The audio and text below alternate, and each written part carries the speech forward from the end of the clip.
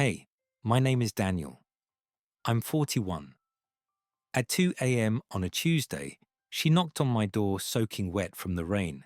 Mascara streaked down her cheeks, asking if she could shower at my place. I said, only if you don't regret it later. The steam from my bathroom mirror, the click of her wedding ring against the porcelain counter, the way she looked in my old t-shirt, I can still feel all of it. When she was standing in my kitchen, barefoot and trembling, she whispered, "Some things are safest when you never name them." That was 8 weeks ago, and I'm still not sure if letting her in was the best decision I ever made, or the one that destroyed everything. If you're watching this right now, tell me where you're from in the comments, because I still don't know if what we did was wrong.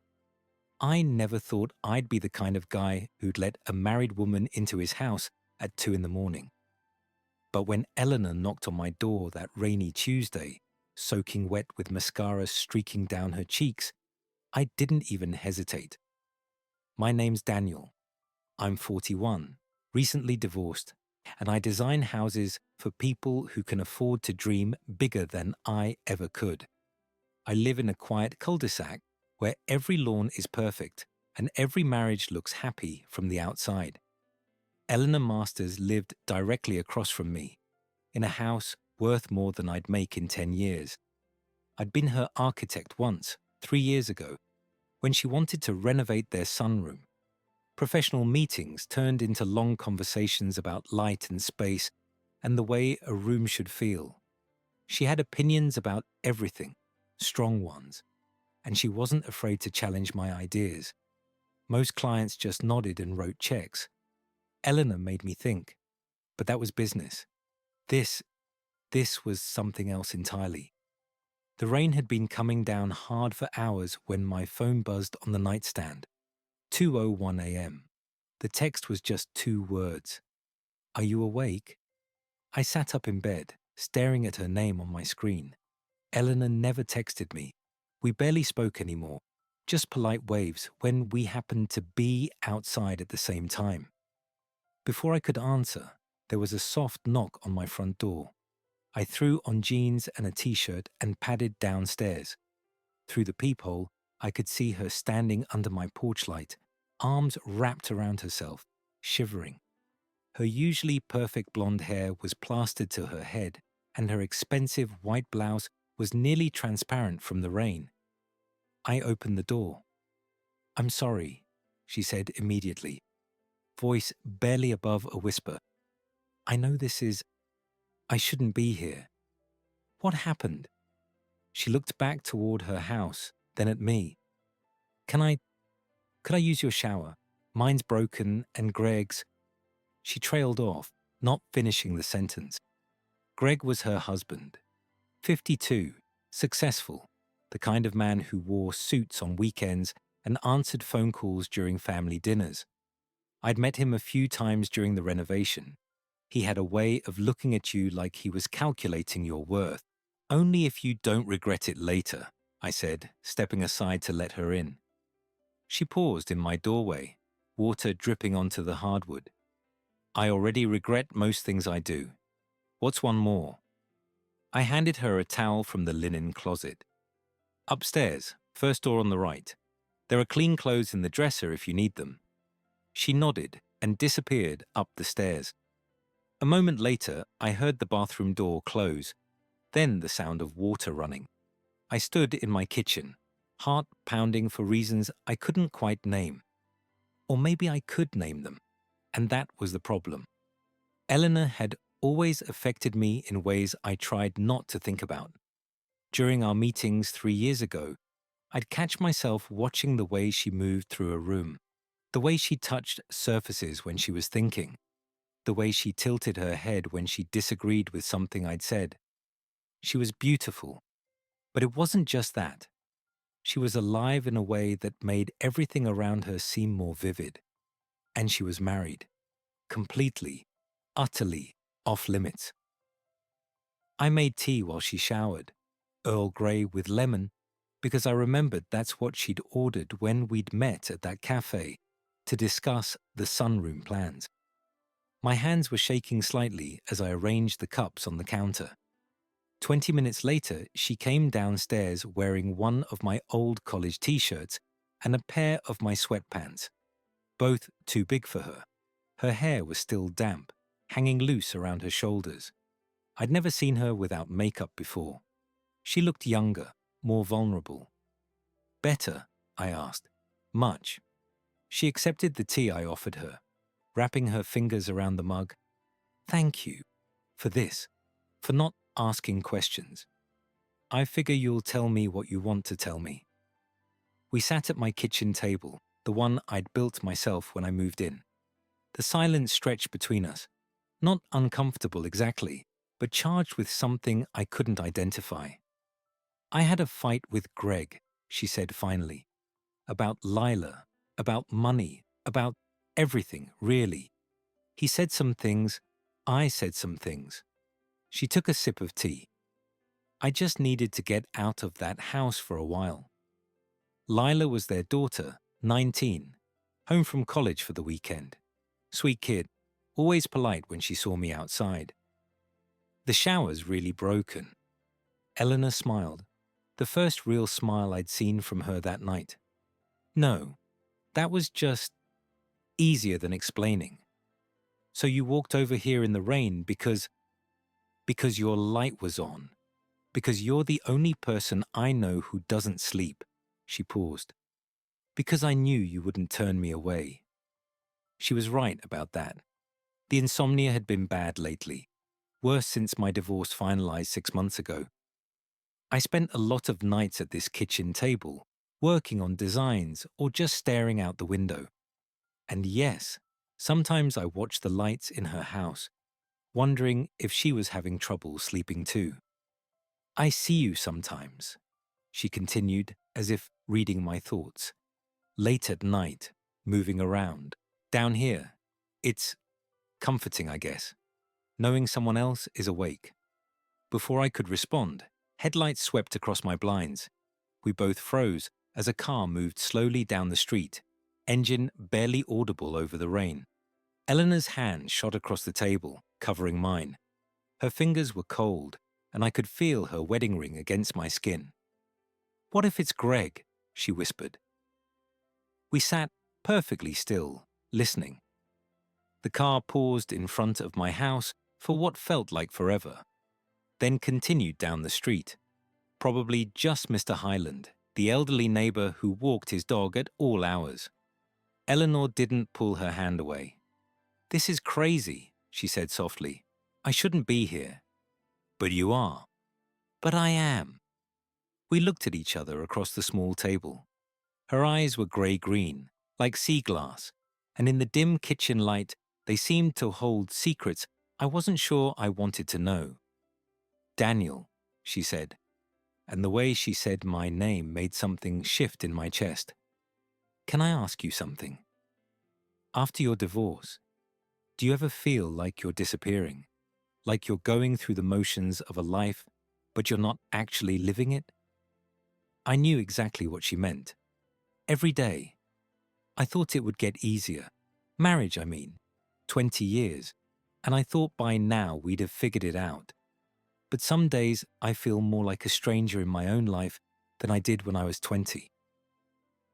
There was something raw in her voice, something that made me want to reach across the table and touch her face, tell her she wasn't disappearing, at least not to me.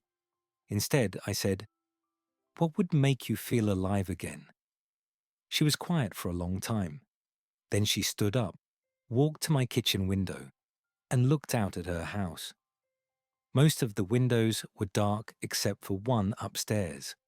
Greg's office, probably. I used to paint, she said without turning around.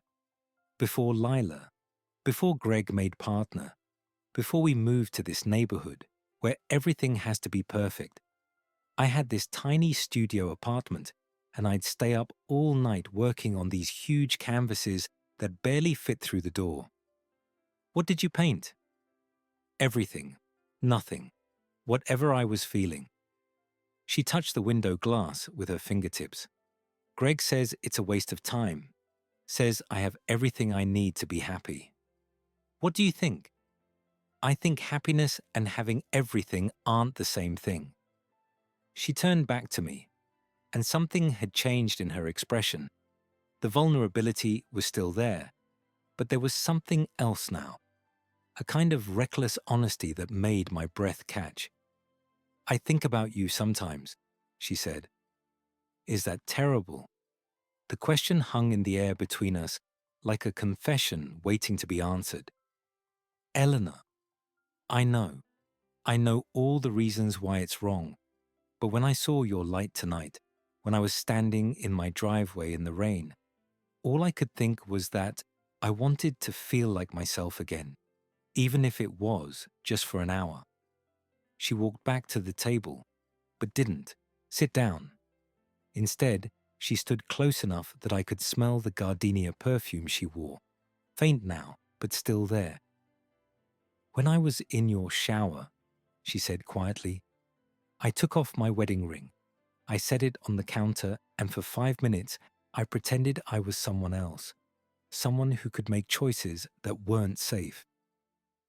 I thought about the ring, sitting alone on my bathroom counter while she stood in my shower. The symbolism of it wasn't lost on either of us. Where is it now? She held up her left hand.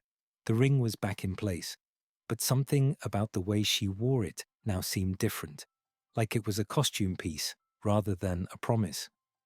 I should go, she said, but she didn't move. You should. Greg will be asleep. He never stays up past midnight. Eleanor. I know. She picked up our empty teacups, carried them to the sink. Such a simple, domestic gesture, but it made my kitchen feel different somehow, like she belonged there. Thank you, she said, rinsing the cups, for letting me pretend, just for a little while. I stood up, moved to stand beside her at the sink. She was so close I could see the faint freckles across her nose, the way her eyelashes were still damp from the shower. You don't have to pretend with me, I said. She turned off the water, dried her hands on the dish towel. Don't I? It was another question I couldn't answer. Or maybe I could, and that scared us both. She changed back into her wet clothes in the downstairs bathroom, emerged looking more like the Eleanor everyone knew. Put together, untouchable. But I'd seen her in my t-shirt now, barefoot in my kitchen, and that version of her was burned into my memory. I should walk you back, I said. No, too risky if someone sees. The rain has stopped. She was right. The drumming on the roof had ceased while we weren't paying attention. At the front door, she paused. This didn't happen. Which part? Any of it. But her eyes said something different. I watched from my window as she crossed the street, moved through her backyard like a ghost. The motion sensor lights never came on. She knew exactly where to step to avoid them. In my bathroom, her wedding ring had left a small watermark on the counter. I stared at it for a long time before wiping it away. The next morning, I woke up wondering if I dreamed the whole thing. But there was the damp towel in the laundry basket, the faint scent of gardenia still clinging to my t-shirt. I made coffee and checked my email like any other morning. There was a message from a potential client in Portland, another from my lawyer about some paperwork. Nothing from Eleanor. Through my kitchen window, I could see her house. Greg's Mercedes was gone, probably left early for the office like he did every day. Eleanor's BMW was still in the driveway. Around noon, I saw Lila pull up in her little Honda, home for the weekend like she was most Fridays. She waved at me through my window, a cheerful gesture that made guilt twist in my stomach. What would she think if she knew her mother had spent 2 hours in my house last night, wearing my clothes, telling me about feeling invisible in her own life? I forced myself to focus on work. I had drawings to finish for a client in Vancouver, permits to file for another project. Normal, safe, professional things that had nothing to do with grey-green eyes and the way someone could say your name like a prayer. But concentration was impossible. Every time I heard a car door slam or footsteps on the sidewalk, I found myself looking out the window, not hoping to see Eleanor exactly, but not hoping I wouldn't either. At 3 in the afternoon, my phone buzzed. A text from a number I didn't recognize, but somehow knew immediately. Thank you for last night. I'm sorry. I stared at the message for 10 minutes before responding. Nothing to be sorry for. The reply came quickly. Isn't there? And then nothing. No response when I typed and deleted a dozen different answers. What was there to say? That she was right to be sorry? That we'd crossed a line we couldn't uncross? That I'd been thinking about her standing in my kitchen, barefoot and beautiful and sad all day? That evening, Becca called to invite me to a casual dinner party at her place. Just a few neighbors, she said. Nothing fancy. Becca was my ex-wife, which sounds complicated but really wasn't. We'd been better friends than spouses, and our divorce had been more relief than heartbreak for both of us. She'd kept the house 2 streets over, and we'd managed to maintain an easy friendship that confused some people, but worked for us. Who's coming? I asked, though I already suspected. The Chens from down the block, that new couple with the twins, Eleanor and Greg. Of course. I don't know, Beck. I've got a lot of work. Daniel, when's the last time you left that house for something that wasn't groceries or a client meeting? She had a point, and maybe being around Eleanor in a normal social setting would help reset whatever had shifted between us last night. Maybe seeing her with Greg, playing the role of the perfect wife, would remind me of all the reasons why whatever I was feeling was impossible. What time? 7. And don't bring anything. Just bring yourself. Becca's dining room was warm and full of laughter when I arrived. She'd always been good at creating comfortable spaces, making people feel welcome. It was one of the things I'd loved about her, and one of the reasons I'd known she deserved someone who could love her the way she deserved. Eleanor and Greg were already there, sitting side by side on Becca's antique sofa. Eleanor wore a navy blue dress that brought out her eyes, and her hair was pulled back in a way that showed off her neck. She looked every inch the successful architect's wife, polished and untouchable. She didn't meet my eyes when I walked in. Greg stood up to shake my hand, his grip firm and slightly too long. Daniel, good. See you. Eleanor mentioned you'd helped her with that leak in the sunroom last week. I glanced at Eleanor, confused. We hadn't talked about any leak, and I certainly hadn't been to her house recently. But she was studying her wine glass like it contained the secrets of the universe. Just looked at it, I said carefully. Nothing major. Still, we appreciate it. Don't we, honey? Eleanor looked up then, met my eyes for just a second. Yes, very helpful. Dinner was pleasant enough. The Chens talked about their recent trip to Japan. The new couple shared stories about life with twins. Greg dominated most conversations, holding court with opinions about everything from the local property tax increases to the best restaurants in the city. Eleanor barely spoke. She smiled at the right moments, laughed when expected, played her part perfectly. But I could see the effort it took, the way she held her shoulders just a little too straight, the way her fingers gripped her wine glass. Eleanor's thinking about taking art classes, Becca mentioned during dessert. Aren't you, Elle? I think it's wonderful. Greg's expression shifted almost imperceptibly. We talked about this. With Lila's tuition and the market being what it is. It's just something I mentioned.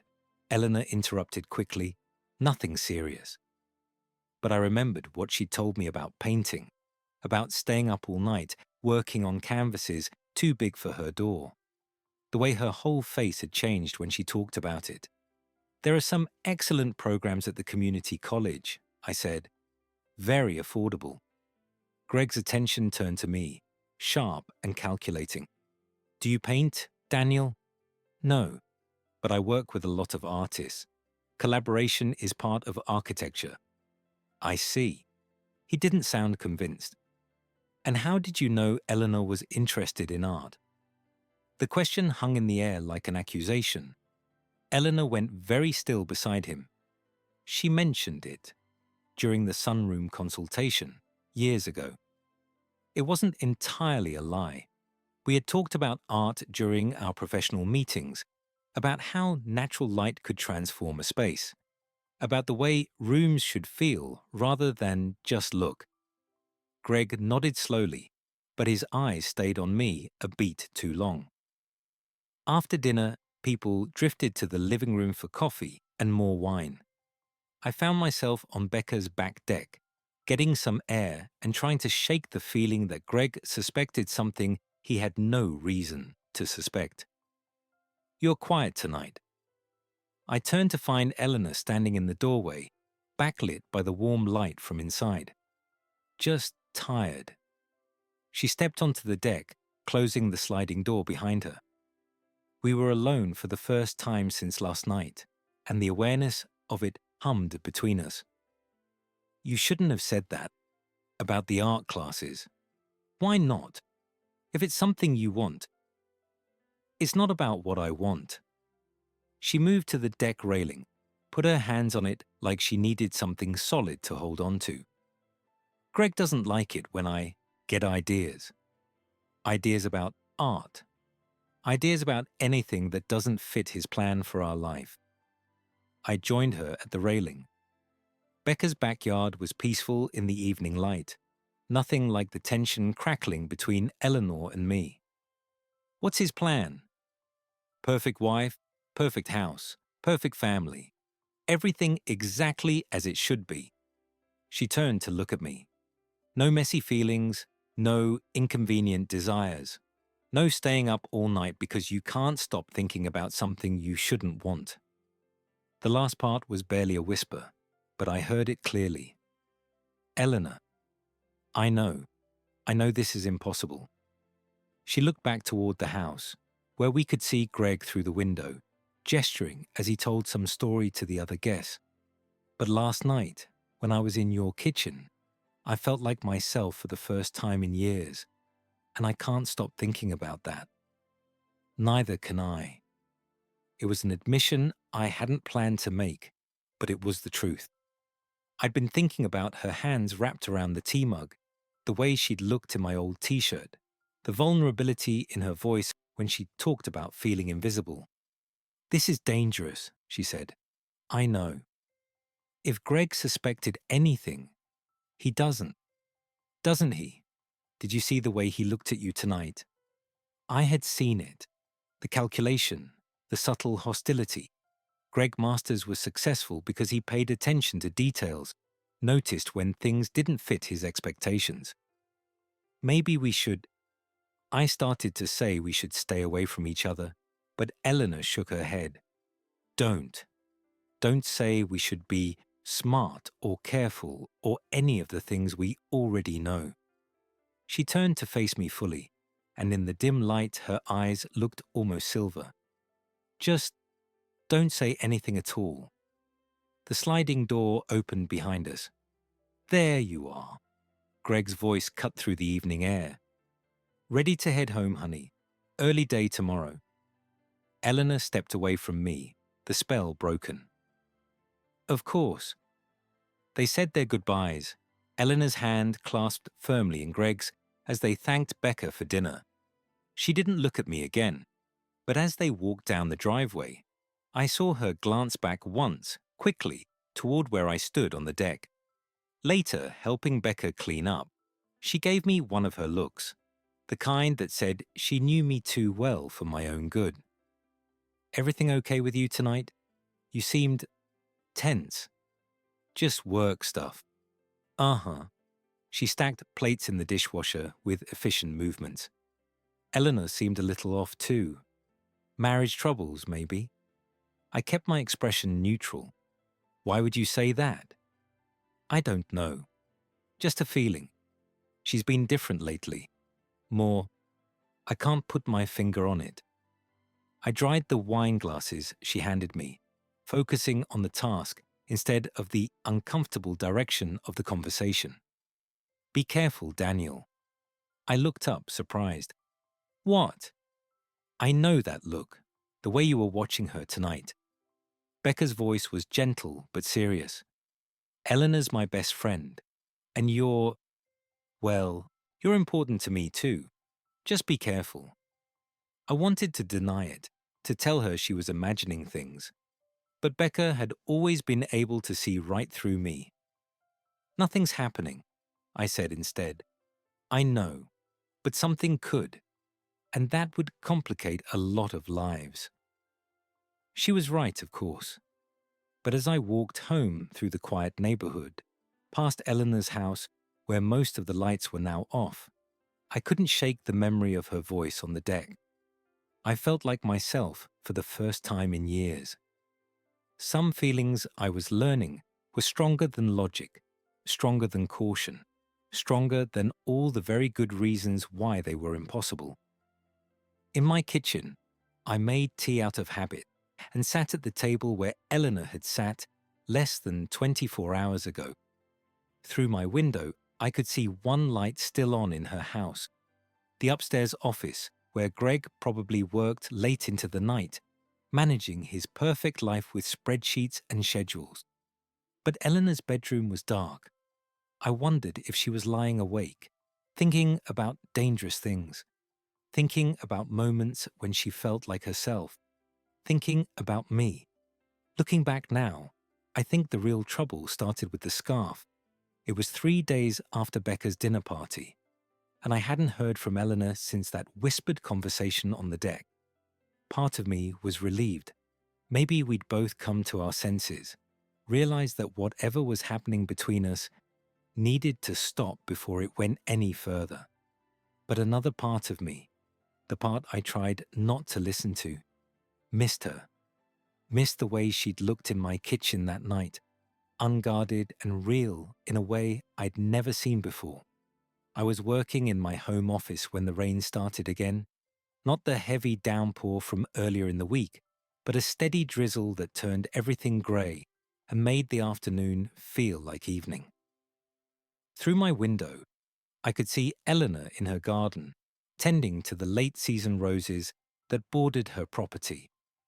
She was wearing a cream-coloured sweater and dark jeans, her hair pulled back in a ponytail that made her look younger than her 39 years. As the rain picked up, she gathered her gardening tools quickly, but in her hurry to get inside, she left her scarf draped over one of my porch chairs. I don't know how long I stared at that scarf. It was silk, deep blue with tiny gold flowers, and even from my window I could see it getting soaked by the rain. The reasonable thing would have been to run it over to her door, ring the bell, and hand it back with a polite smile. Neighborly, safe. Instead, I found myself outside, standing over the chair where the scarf had been abandoned. It smelled like her perfume, that subtle gardenia scent that had lingered in my kitchen for days after her midnight visit. I should have knocked on her door, should have given it back immediately. Instead, I folded it carefully and brought it inside. That night, I couldn't sleep. Again. I kept thinking about Eleanor's words from the East dinner party. No staying up all night because you can't stop thinking about something you shouldn't want. She'd been talking about herself, but it could have described my entire week. Around midnight, I made a decision that felt both inevitable and insane. I wrote a note on a small piece of paper. For when you need to disappear again. Then I folded the scarf around it and walked across the wet grass to her porch. Her house was dark except for one window. Greg's office, as usual. I left the scarf and note by her front door, tucked under the overhang where they'd stay dry.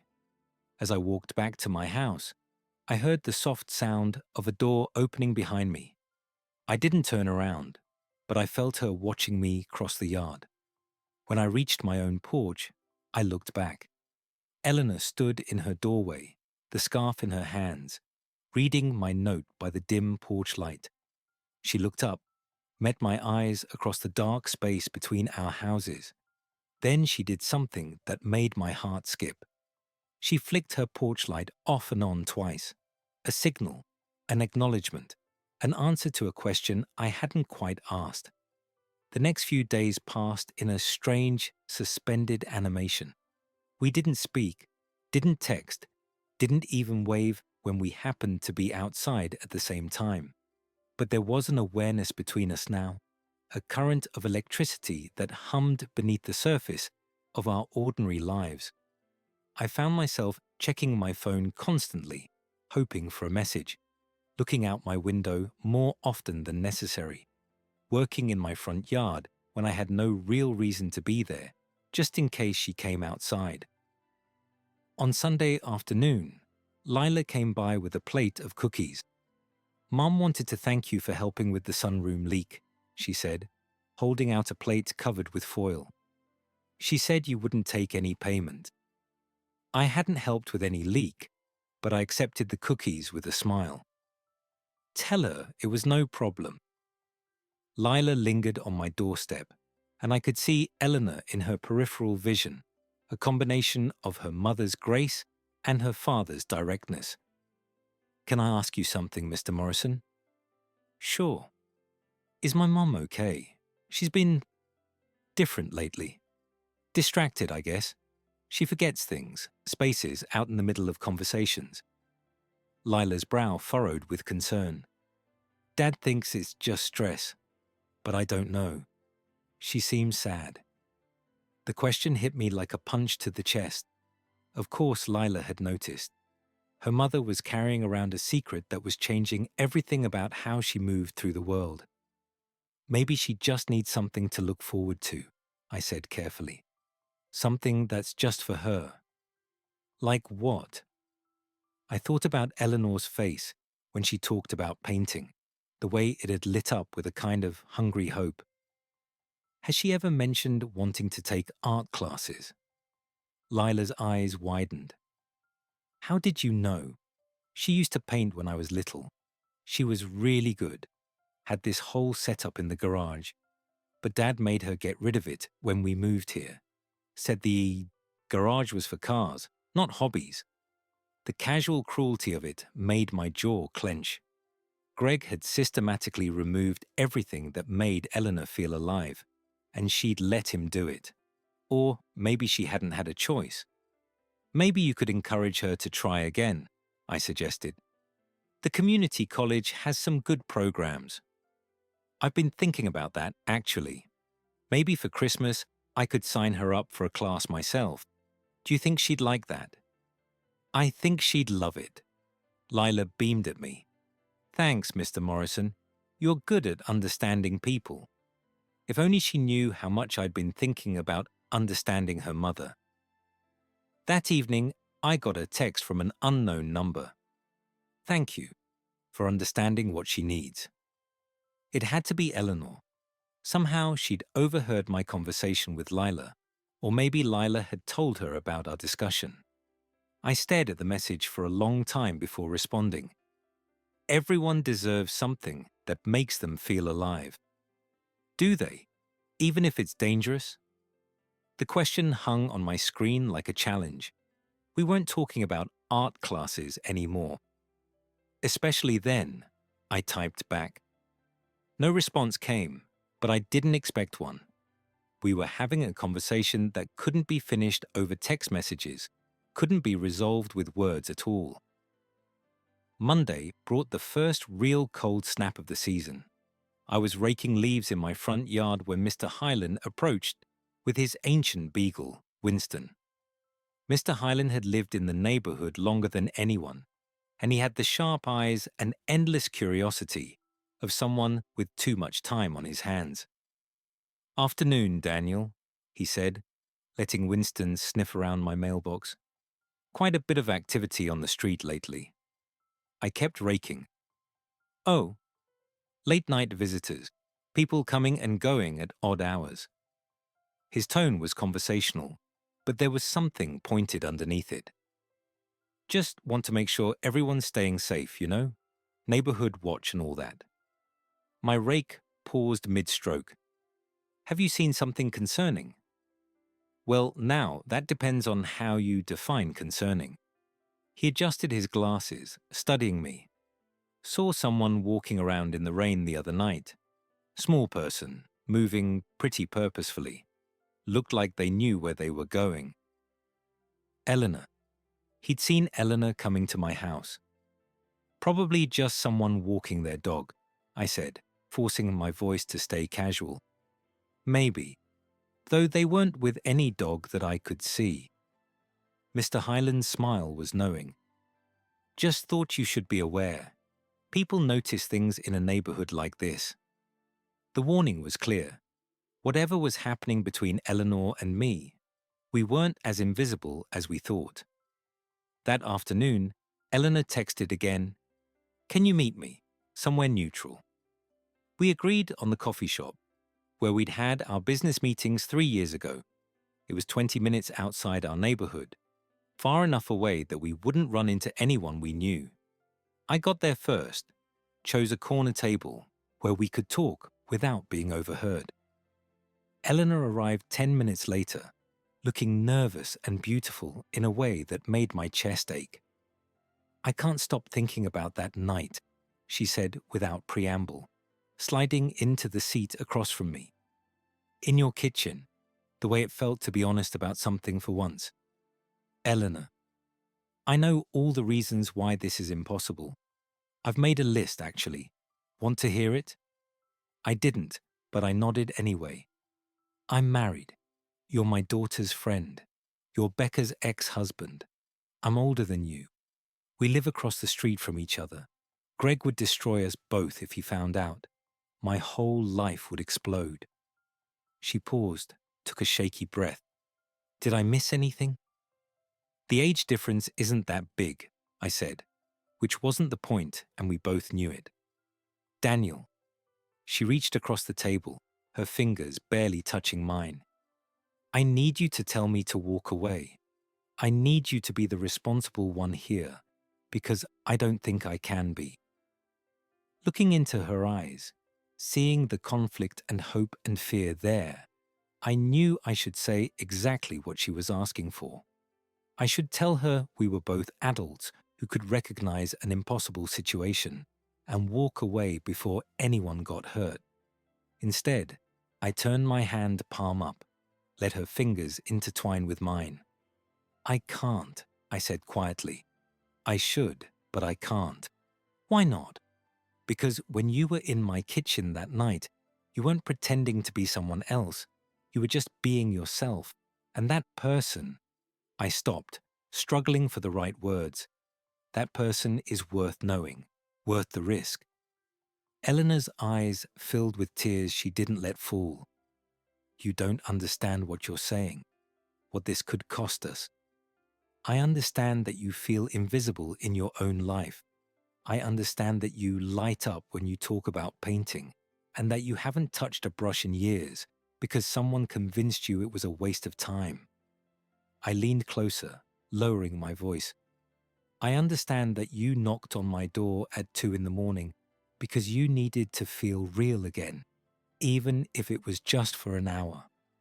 And what about you? What do you get out of this impossible situation? It was a fair question.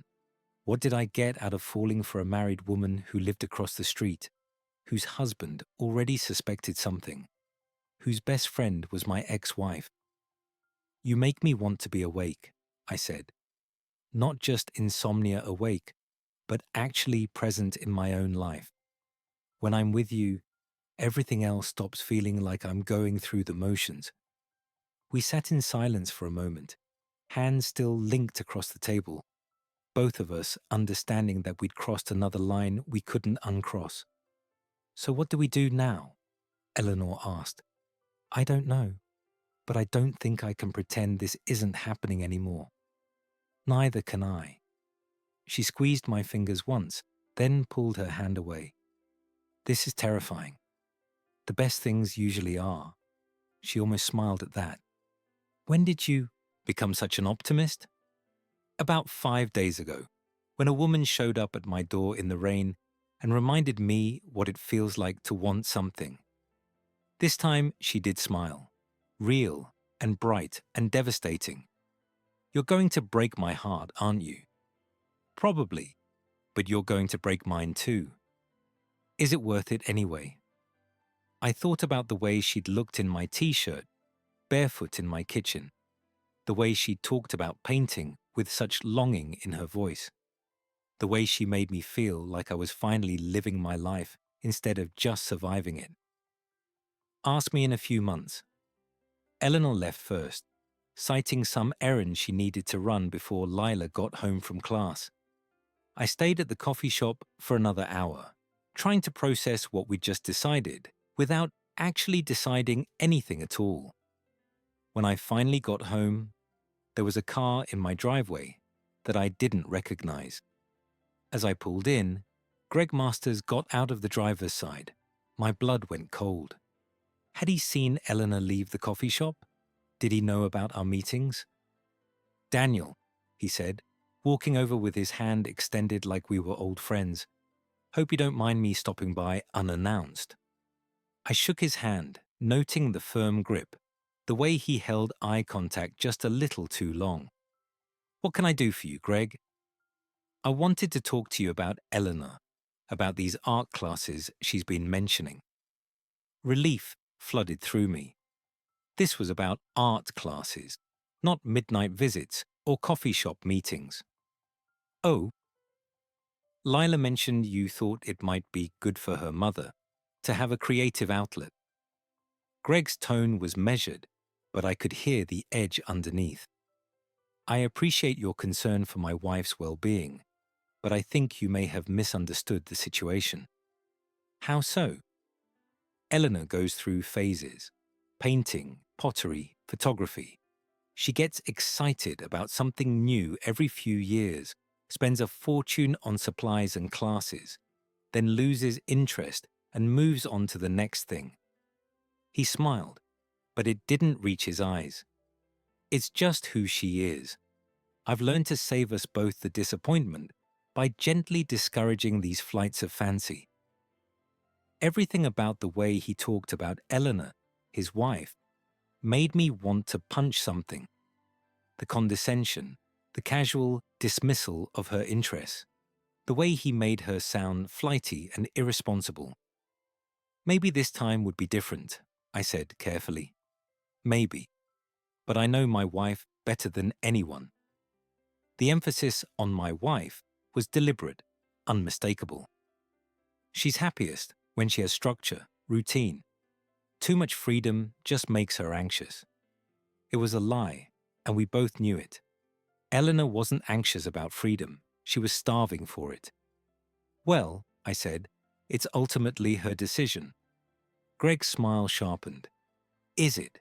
I mean, practically speaking, I'm the one who manages our finances, our schedule, our family obligations. Eleanor has a lot of responsibilities already, to me, to Lila, to our life together. Adding something else to her plate would be more in keeping now with my years, or at least my present physical state, since old age connotes a period of decline, not debility. Put me in the list of the decrepit, the ones on the very brink. However, I congratulate myself, mind you, on the fact that my age has not, so far as I am aware, brought any deterioration in my spirit, conscious as I am of the deterioration in my constitution. Only my vices and their accessories have decayed. The spirit is full of life and delighted to be having only limited dealings with the body. It has thrown off a great part of its burden. It's full of vigor and carrying on an argument with me on the subject of old age, maintaining that these are its finest years. Let's accept what it says and let it make the most of its blessings. It tells me to start thinking and examine how far I owe this serenity and sobriety to philosophy, and how far I owe it simply to my years, and to investigate with some care what things I really am refusing to do and what I am simply incapable of doing. And it's prepared to accept whatever I'm really pleased to find myself incapable of doing as equivalent to refusing to do them. And what cause can there be for complaint, after all, in anything that was always bound to come to an end, fading gradually away? What is troubling about that? Nothing, you may say, could be more troubling than the idea of our wasting and perishing away.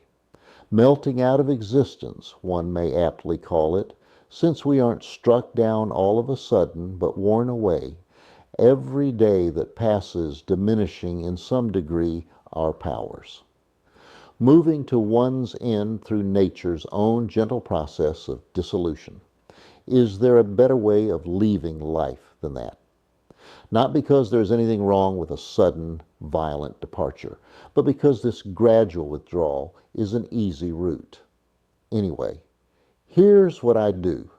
I imagine to myself that the testing time is drawing near, that the day that is going to see judgment pronounced on the whole of my past life has actually arrived. And I take a look at myself and address myself in these terms. All that I've done or said up to now counts for nothing. My showing to date, besides being heavily varnished over, is of paltry value and reliability as a guarantee of my spirit. I'm going to leave it to death to settle what progress I've made.